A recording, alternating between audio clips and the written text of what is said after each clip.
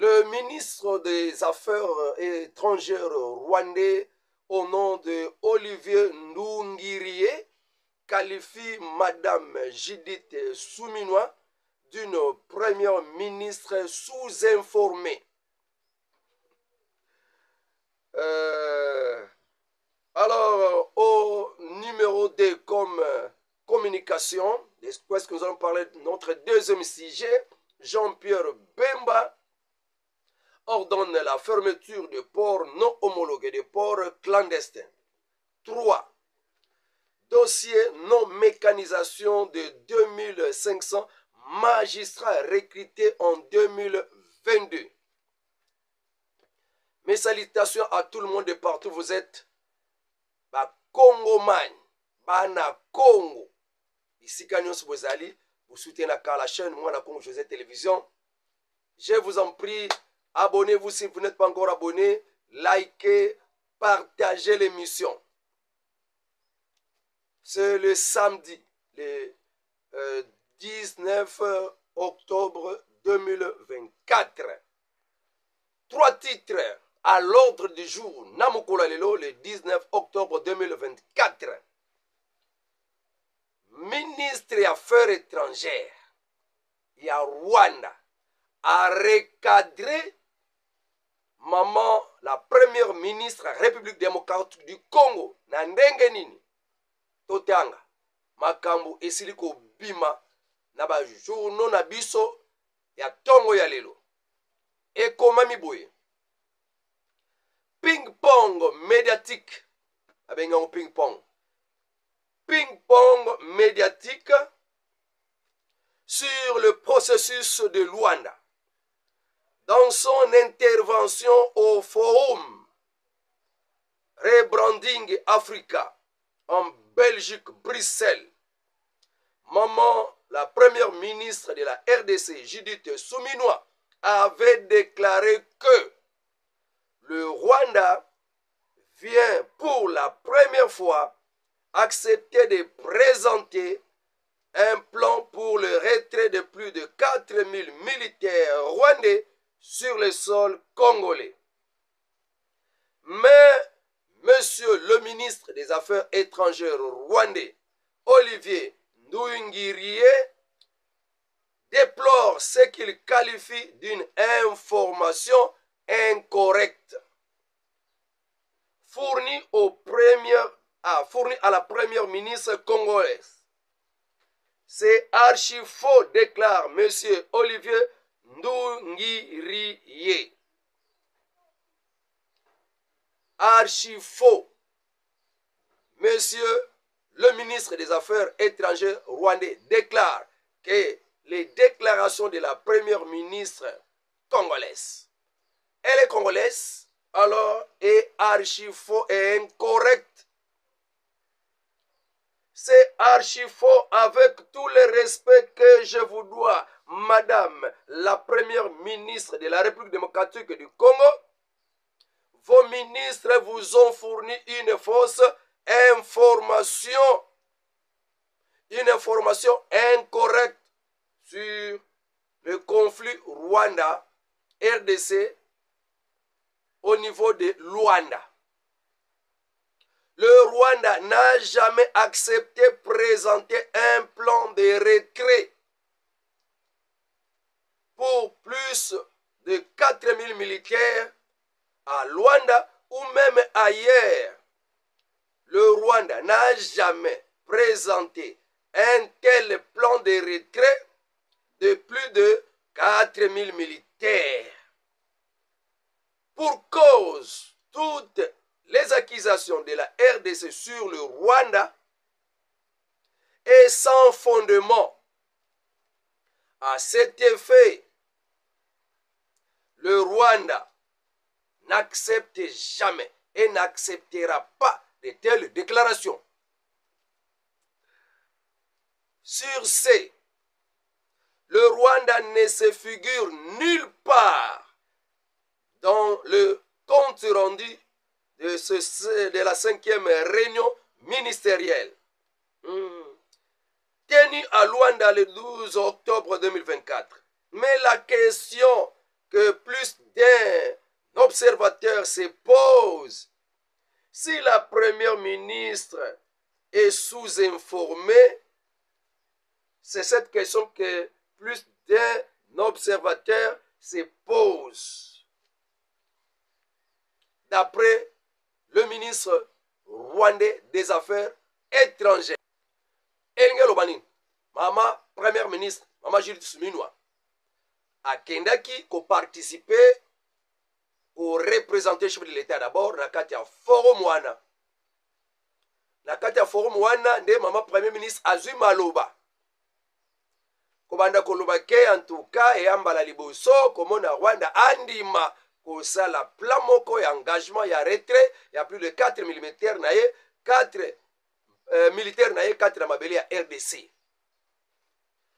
A rapport wana ekomili Rwanda balobi ke mama oyo a sous-informé. Ndenge toza boye totikala jamais kosala plan moko ndenge wana ya retrait ya ba militaire parce que d'abord mafunda na ye accusation ya RDC pona koloba ke na accusation ya ba expert ya Nations Unies pona koloba ke biso twana ba plus de 4000 militaires na mabele ya RDC et na ngolo kuta. Alors biso jamais na Luanda to libanda ya Luanda totikala kosala engagement ya ndenge wana. Mais mutuna penza ba observateur ba komituna ka de partout ici ka bazali, est-ce que Mama premier ministre aza sous-informé ou bien nini? Kokende kosala ba déclaration o etikala kosala mate o etikala kozala te. Et mon ami que ba ministre na ya tindaki na négociation ba informer ye mabe. Wana nde maloba ya ministre affaires étrangères ya Rwanda. Et salisoni mama ministre kobima na mpuasa ke yo lobilo kuta na ituluku ya bato na kati ya forum. Forum wana o esangisi bato ebele pona koluka bomengo ya Afrika. O na lobaki lobi e bakenda ba kosangana pona bomengo ya Afrika te, mais pona ruine ya Afrika. Parce que na kati na bamboka nyonso o tobengi des pays occidentaux na bango nyonso o tobengi ba impérialiste. Bamboka nyonso eza na kati ya OTAN. Bakoki ko se kubundana te, se haïr te. Basala depuis l'Amérique charte moko bandimisa yango na kati ya conférence de Berlin tango bakabola Afrique. Baye kondimisa yango susu na tango baye kosala ONU ke bamboka nyonso ya tiers monde mutu aza na frontière, mutu aza na souveraineté azate. Bango bana makoki ya ko déplacer frontière ya mboka songolo na lolenge na bango balingi. Mboka moko e a souverain ezate. Bakoya na bango bakoti kuna bakoti boye. Mutakolobela bango azate. Bana makoki ya koboma mukonzi onyons amibengi nationaliste. Koboya koyoka ba dicta na biso. De lokoyo ezo kanga RDC.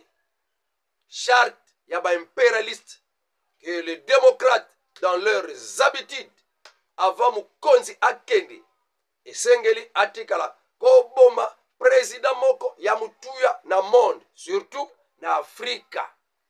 C'est pour cette raison et boyoka ki voyage ya Joe Biden ba manœuvre nyonso ya la croix pona koyaka na mboka RDC pona ko aplanir déjà ko convaincre ba opposant pe bato belé na mboka toyoka ki mami koleleka ki Kabila baruberwa base rassemblaki bakatumbi kuna na Belgique pona koyeba na ko communiquer bango plan na bango pona ko éliminer le président Félix Tshisekedi pona bango aza nationaliste pe akoyoka ka ba dicta na bango te. Oyebi comment ba bongisa ba élection na kati ya Amerika pe combien de fois John Biden non l'autre est là, Trump a raté ba attentat, ba assassinat, pona nini balingi ba se maintenir par force na pouvoir. Mais bana posa que ba récupérer Afrique et surtout en Afrique RDC. Alors atako bakokene na bango mais balingi batikala ko imposer na kati ya République démocratique du Congo mutu oyo bango ata baza na pouvoir te mais o akoliesaka bango. C'est pourquoi bamakambo nyonso il faut alongwa, il faut salaboye les opposants dans la danse, les catholiques dans la danse, il y a ko kanga maliboke pour na ko chasser, ko éliminer le président Félix Tshisekedi na pouvoir malgré normalement élu makambo wana ekosalaka pasi mais twana nzambe oyo kaka Jean-Pierre soki nani wana Bemba au joueur wana lobaka la justice de Dieu yana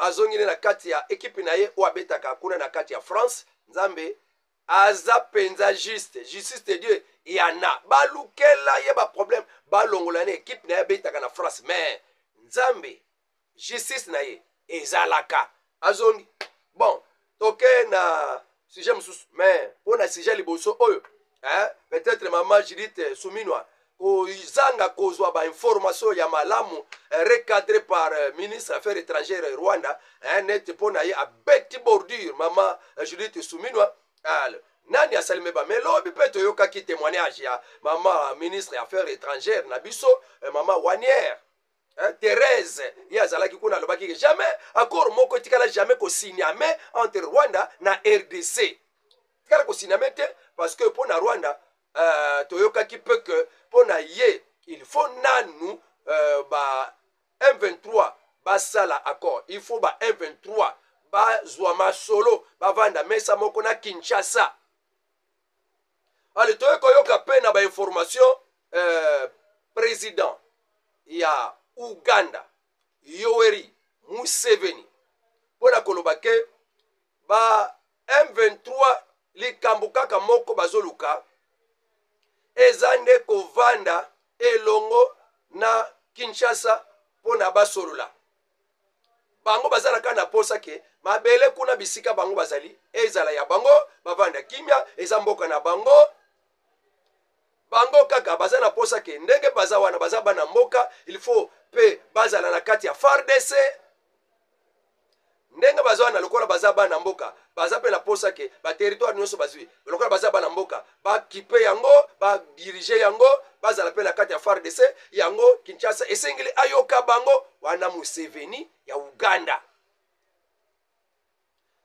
ne elingelo bake koti wana nyonso ya est ekoma mboka moko ezala pe dirigé par ba M23 po ba mboka nyonso na baza ba congolais bazwa ezala ya bango donc mboka moko ekozala un peu rattaché na Rwanda parce que M23 c'est le Rwanda na yangwana makambo eza pitopal Kagame aloba avant déjà que FDLR oui bakwanéantir mais tomoni ke likambongo eza susu penza suki kana ba FDLR te ba FDLR baza déjà na kati ya ba wazalendu ba FDLR baza déjà na kati ya FARDC donc po na ngai Kagame amonaki que il faut ko désarmer les FARDC ko désarmer les wazalendu yango mama Thérèse Kaimpwanga Wanière alobaki ke to signé accord moko te marqué tozo kende na accord wana mais ezana no musika boyoka ezana no musika ba obstacle ezana no ebele azalaki clair esika nini mama Judith akeko yoka na nzela ya bango ke no Rwanda andimi ndenge yokana kwana ezalaki nde ba biloko bangole babetaka mais ezalaki juste te mole ekebet sa mama Judith Suminwa bordure parce que ce n'était pas la réalité wana ezalaki sijali bosoto kodana si jamais balé Jean-Pierre Bemba instruit le secrétaire général au transport de fermer tous les ports clandestins sur les rivières, les fleuves et les lacs en République démocratique du Congo. Monsieur Jean-Pierre Bemba avait saisi ses collègues de la Défense nationale, son collègue aussi de l'Intérieur, au sujet de l'accompagnement de ces mesures car ces phénomènes constituent un véritable obstacle au contrôle efficace des embarcations qui circulent. Il est crucial de prendre des mesures adéquates pour fermer tous les ports non homologués et ainsi renforcer la surveillance de nos voies maritimes navigables. Voilà, makambo ekomami na kati ya journal. Elingi aloba nini? Toyebi ke port na biso meme ya Matadi bato ekendaka sukuna te ekoma kokendeka na port ya Kabila. Asala port na ye bien équipé, aboma oyo eza port ya l'État, asala oyo ya privé bien équipé, bato balingaka mingi kende s'accrocher kuna parce que kuna ba condition eza malamu, abebisa ba condition ya eloko ya l'État ya gouvernement. Mbongo wana nani muta profitaka nango? Un individu. Toyebi ke meme nzela wana mbongo nyonso bazwaka barekotaka na nzela national numéro 1 ekendaka na un individu. Péage nyonso. Alors wana tozala makamba péage te, tozala makamba ba port nanu apesi mitindo bakanga ezala na ba lac, ezala na ba rivière, ezala na ba fleuve, mutu nyonso asala port na ye ya ndenge na ye moko. Port wana eza homologué te ekokangama. L'État ozwa eloko te, mais ozosalela eloko ya l'État, mai ya l'État, mabele ya l'État. Kuna nde tosaliwe mesure wana. Banda kala ba mesure ya boye eza donc impopulaire na bato wana, mais oyo eza populaire na ba population congolaise. Tokobetela maboko. Tambola na nzela ya Constant Mutamba, Papa Jean Pebemba, toyebi na ndenge ya efficacité mobali ya mpiko mongala ya solo solo. Mais omona ke para okomalembele zalaka na défense to moni mesure moko ya malonga kuna te toka to mona déjà kokanga ya Kabila na misu boye. Mais ti olongwe komisiko na transport. En tout cas, décision courageuse. Papa Jean-Pierre Bemba, allez jusqu'au bout. La population congolaise est derrière vous. Toi la posa de ministres vertébrés. Oyo bakoko zalake ba mesala koyiba ba sepela na ete denga papa Constant Mutamba alobaki à moins que papa président Félix Sekedi apesanga commandement contraire. Mais soki alobi nena de l'autre côté onyos bozoloba tina te na continuer nzela na ngai mutapona ngai apesanga ba injonction yango nazo salela lokola alobi na le contraire te, je suis dans ma voie. Alobi ba mokonza moko a vos ordres takozongisa sima azate wana ezalaki deuxième sujet na biso mpona koyoka bongo olobi nini okotela ngo commentaire te ta commentaire, aimez un peu vidéo, aimez et ça me fera du bien. Bandeko, depuis 2022 il y avait eu recrutement ya ba magistrat tambola ki mboka moko moko tali province basala concours et 2500 bayaki kozwa oyo esengelaki bakota na musala. Banda ntango wana recrutement esalama ba 2500 magistrat wana ti lelo non mécanisé esali mabe pa ya député national moko na kombo ya Nsenibwa. Un député national Nsenibwa adresse une question écrite au ministère du budget sur le non-mécanisation. La non-mécanisation des magistrats recrutés en 2022. 2500 magistrats non mécanisés. Comment? Et pourtant, sur l'argent qui a été décaissé du trésor public, en 2024, il y a un montant de 365 485 740 000 francs congolais qui a été décaissé pour la mécanisation de ces magistrats. Alors, où est allé cet argent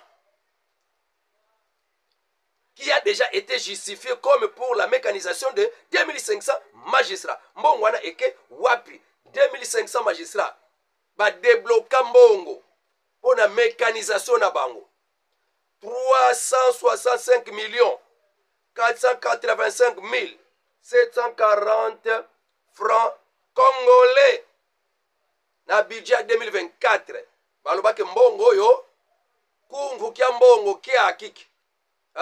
Cette somme d'argent est uniquement destinée pour la mécanisation de 2500 magistrats recrutés depuis 2022, mais rien ne va jusqu'aujourd'hui.